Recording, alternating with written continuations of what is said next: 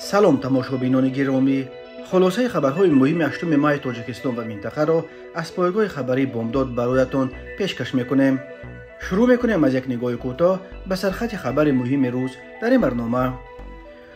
آغاز تفتیش سخت شهروندان تاجیکستان در فرودگاه‌های قزاقستان.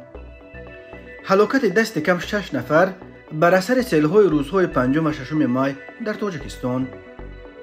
تیرپرانی در مرز تاجیکستان و قرقیزستان بعد 20 ماه آرامی.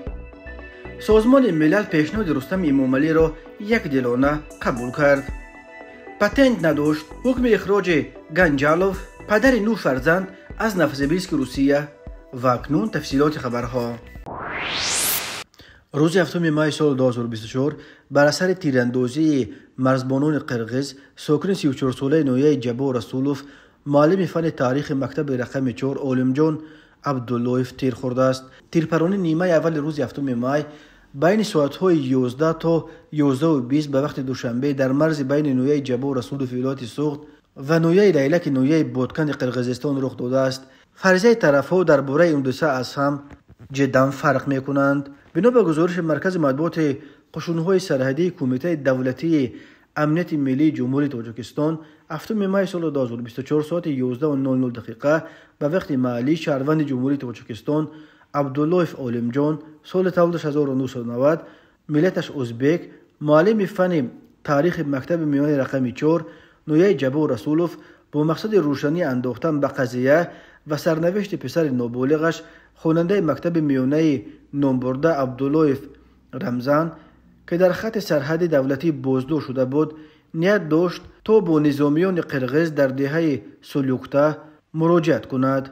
مرکز مطبوعاتی قشون‌های مرزبانی تاجیکستان می‌افزاید یگان عمل و کرداری که به پرینسیپ‌های همسایگی نیک مخالف است وابسته به مقام اجتماعی خود عبداللهیف نشان نداده است، ولی به مقابل او یرق او تشویشان استفاده شده است که در نتیجه آن وی یره‌دار گردیده است. عالمجان عبداللهیف را در بیمارخانه نویوی بستری کردند و مقامات دخلدار دو دولت این حادثه را تحقیق می‌کنند. خدمات مرزبانی کمیته دولتی امنیت ملی جمهوری قرقیزستان خبر تیرپرانی در مرز را تصدیق کرد، ولی چگونه رخ دادن حادثه را به گونه دیگر نقل کرد.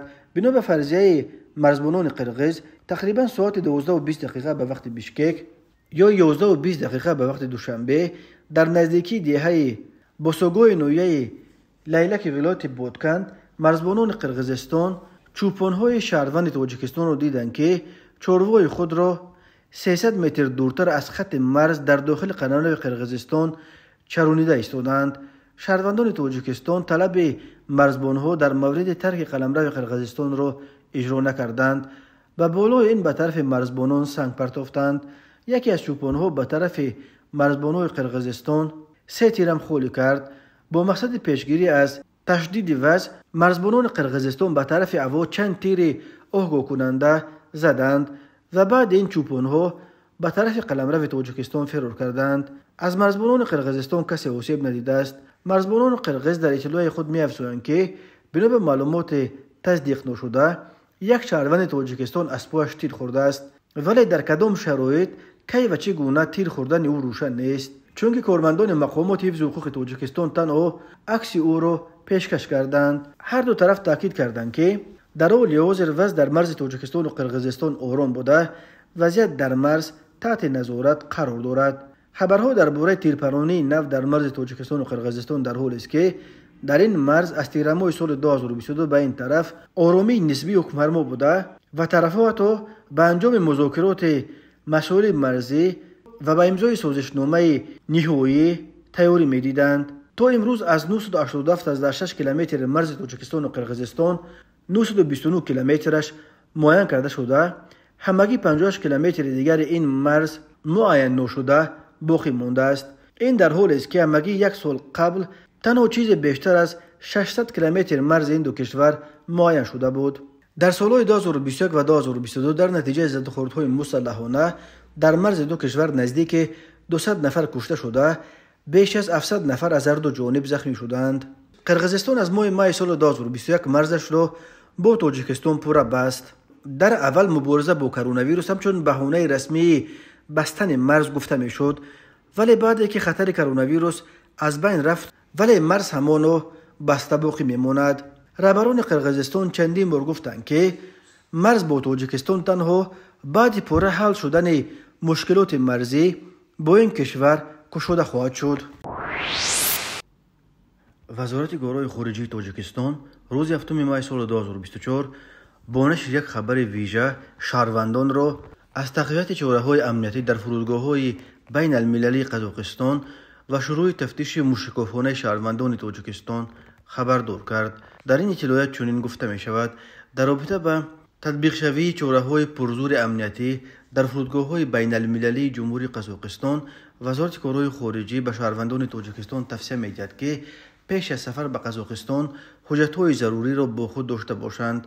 هنگام پرسش و تفتیش‌های کارمندان مقامات سرحدی و گمرکی قزاقستان ضمن وارد شوی به آن کشور، شهروندان تاجیکستان را ضرور است که به سوال‌های مربوط به مقصد سفر، زمان بود و باش، جای استقامت، رابطه‌های خویشاوندی و دوستی داشتن با ساکنان قزاقستان مشخص جواب داده، در صورت لازم بودن سراغ استقامتی و رقم‌های تلفن آنها را برای تماس پیشنهاد نمایند. همچنین در صورت دچار گردیدن به مشکل‌ها به شهروندان تاجیکستان مشورت دادند که به سفارت جمهوری تاجیکستان در جمهوری قزاقستان و یا کنسولگری گنرالی تاجیکستان در شهر الماتا مراجعت کنند.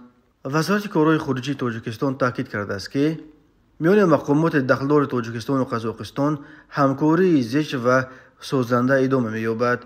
بعد آنکه مقامات روسیه برای افراد صاحب دو شهروندی در سفرهای خارجیشان استفاده بردن صرف شناسنامه روسی را حتمی گرداندند، بسیاری از آن زادگان تاجیکستان که شهروندی هم روسیه و هم تاجیکستان را دارند، برای سفرهای خود از روسیه به تاجیکستان و برعکس از فرودگاه‌های قزاقستان همچون نقطه ترانزیتی استفاده می‌برند. چون که قزاقستان عضو EAS بوده، شهروندان روسیه برای سفر از روسیه به آنجا و از آنجا به روسیه نیاز به استفاده شناسنامه خارجی را ندارند.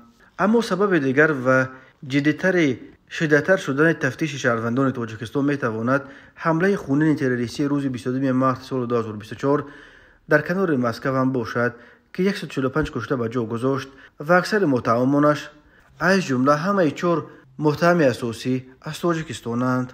بعد این حمله تروریستی ترکیه از 20 اپریل برای شهروندان تاجیکستان ویزا جاری کرد. همین طور از 22 اپریل در مرزهای روسیه تفتیش موشکافانه شهروندان تاجیکستان سینشان از 15 تا 59 آغاز یافت که باعث برای چندین شبانه روز در خط مرز در ماندن هزاران مهاجران تاجیک و به تاجیکستان اخراج کردن صدها نفر آنها شد. چون این مناسبت نسبت به شهروندان تاجیکستان سبب تنش بی سابقه در روابط دیپلماتی بین دوشنبه و مسکو شد. کمیته ولایت‌های فوق‌العاده تاجیکستان خبر داد که روز 6 مای سال 2024 باز 2 نابالغ غرق شدند.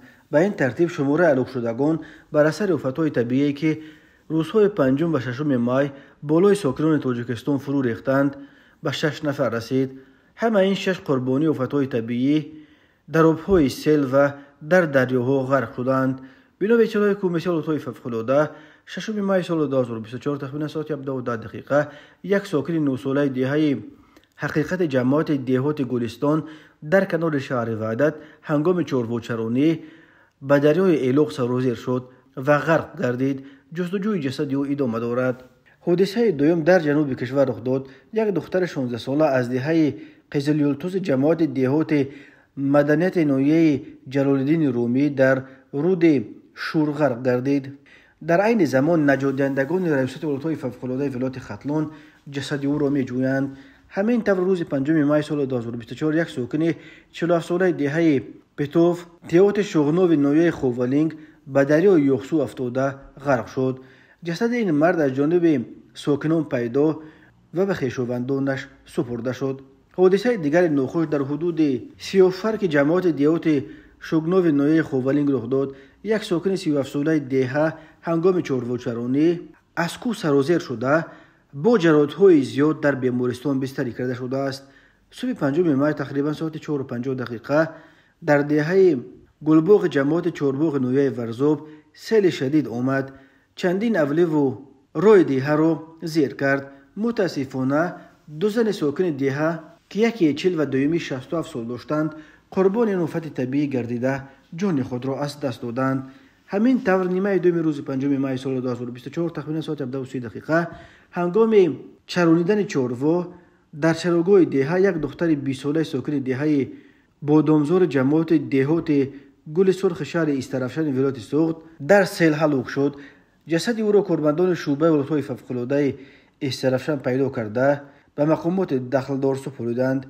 کمیته ولایت‌های فوق‌العاده با اظهار همدردی به نزدیکان هلاک شدگان بار دیگر قاطعانه از ساکنان و مهمانان جمهوری دعوت می‌کند که دست کم تا 11 مای سال 2024 از هر گونه کارهای صحرایی، چراندن چاروا، ماهیداری، شکار، جمع‌آوری ایزم و گیاها و کارهای دیگر در مناطق خطرناک کوهدامن کوهستان خودداری کنند.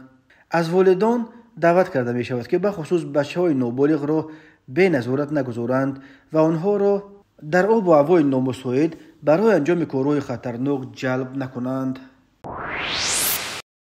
تماشابینان عزیز، یادآور می شویم خلاصه مهمترین اخبار تاجیکستان را از پایگاه خبری بامداد تماشا دارید.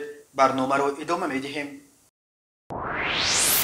دادگاه نویه کیروف شهر نوسیبیرسک در مناطق سیبیر غربی روسیه روز 3 مای سال 2024 شهروند تاجیکستان با نام گنجالوف را در ویران کردن قاعده‌های بود و باش گناهکار دانست و حکم اخراج او را برآورد. گنجالوف که تازه ماه ینور سال 2024 از تاجیکستان به نوسیبیرسک برای مردکاری آمده بود، پدر 9 فرزند بوده است و دیگر معلوم نیست که بعد محروم شدن عائله بزرگ او از یک منبع اساسی تأمین روزگارشان زندگی خود را چگونه و از کدام حساب پیش خواهند برد. بر اساس مواد پرونده مأموریش گنجالوف پدر 9 فرزند ماه ینور سال 2024 از طریق ازبکستان و قزاقستان به نوسیبیرسک روسیه آمده است. مسیر سفر او نشان می‌دهد که این پدر 3 فرزند برای چپته‌های هواپیما پول نیافته است و مجبور شده است که خود را با راه‌های ارزانتر توسط نقلیات زمینی تا به روسیه برساند، اما در نوسیبیرسک به گنجالوف پتنت ندادند و بنا به قرار دادگاه گنجالوف در نوسیبیرسک بدون پتنت لازم به سهولت کاری پرداخته بعد تمام شدن مهلت قانونی بود و باشش به دلیل پول نداشتنش از ترک قلمرو روسیه سرکشی کرده است. طبق قانون‌های روسیه شهروندان تاجیکستان می توانند تا 90 روز آنجا بمانند، ولی برای مهلت از آن بیشتر باید پتنت بگیرند و یا روسیه را ترک کنند. روز 3 مای دادگاه نویه کیروف گنجالیوف را در ویران کردن قانون‌های مهاجرت روسیه گناهکار شناخته 2000 روبل جریمه بست و حکم مجبوری بیرون کردنش از قلمرو این کشور را برآورد. تا روز اخراجش گنجالوف را در بازداشتگاه مخصوص مهاجران نگاه داشتند. تفصیلات دیگر این پرونده دسترس نیست. معلوم نیست که گنجالوف را آیا برای چند سال از حق سفر به روسیه محروم کردند. درباره خود گنجالوف در نوسیبیرسک به چه کار مشغول بودن او نیز معلومات در دست نیست. خود گنجالوف و یا نزدیکانش برای شرح کمک دادگاه دسترس نیستند. این هم معلوم نیست که بعد از دست دادن حق کار در روسیه آیا عائله بزرگ عبارت از 9 فرزندش را چگونه تامین خواهد کرد. فشار بالای مهاجران به ویژه بالای مهاجران تاجیک در روسیه بعد حمله خونین تروریستی روز 22 مارس سال 2024 در تالار کراکوس سیتی هال در شهر کراسنگورسک در کنار مسکو افزایش یافت. این حمله 145 کشته به جا گذاشت.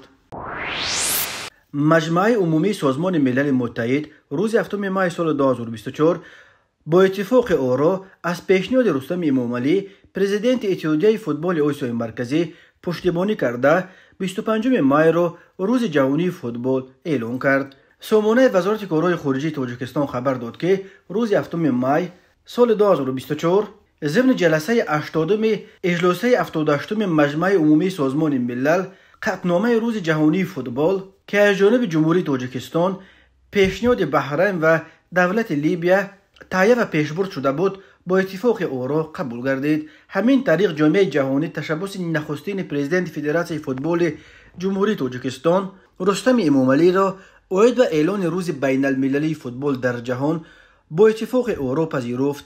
گفته می شود در اطلاعیه وزارت در قطعنامه اهمیت در رویه صلح، تفاهم، همکاری بین المللی، دوستی، تحمل پذیری و بدون تبعیض برگزار نمودن چاره‌بینی‌های بزرگ بین المللی ورزشی که اونها خصوصیت متحد کننده و مسئولیت آمیز دارند تاکید شده. قناعتمندانه اینچنین نقشه بنیاد فدراسیون بین المللی فوتبال و نقش مهم فدراسیون فوتبال را در سطح منطقوی و ملی اینچنین اتحادیه‌های منطقوی را در پیشبرد بازی‌های فوتبال بلند ارزیابی می‌نماید.